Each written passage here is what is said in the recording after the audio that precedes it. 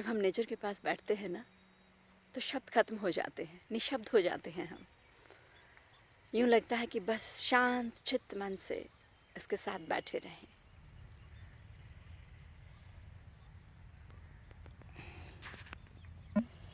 खेतों से बाहर निकलते हुए अब हम आपको दिखाएंगे कि कैसे ये ट्यूबवेल यहाँ पर है इन लोगों का। नीचे यहाँ पर बोर किया हुआ है, अभी उसको बंद कर दिया गया है। और पता ही है आपको कि इन राइस के खेतों में रेगुलर पानी की ज़रूरत होती है।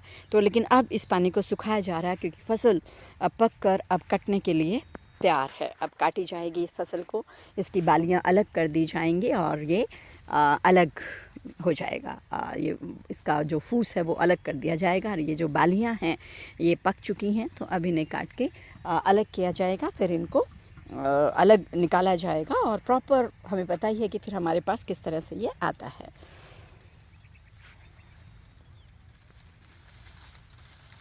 अब देखिए ये फसल पक चुकी है और पकने के बाद हमने बताया कि उसकी कटाई कर ली जाती है और उसकी जो बालियां हैं वो अलग कर ली जाती हैं और फूस जो है, भूसा जो है वो अलग छोड़ दिया जाता है। तो आप देख सकते हैं ये मेरे पीछे ये जो खेत है ये इस टाइम अब कहते हैं ना खेत खलियान, तो ये इस टाइम अब खलियान में बदल चुका है।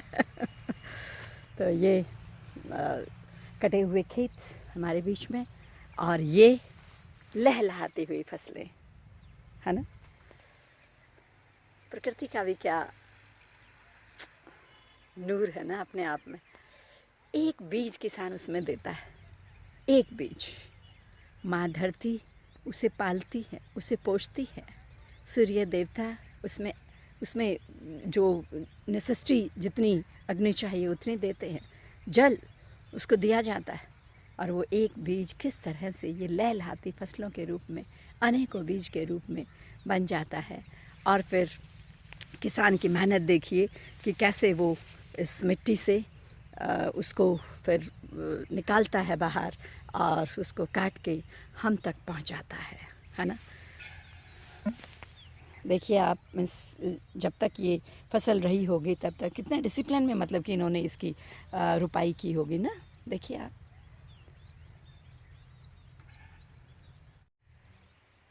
आज के लिए इतना ही।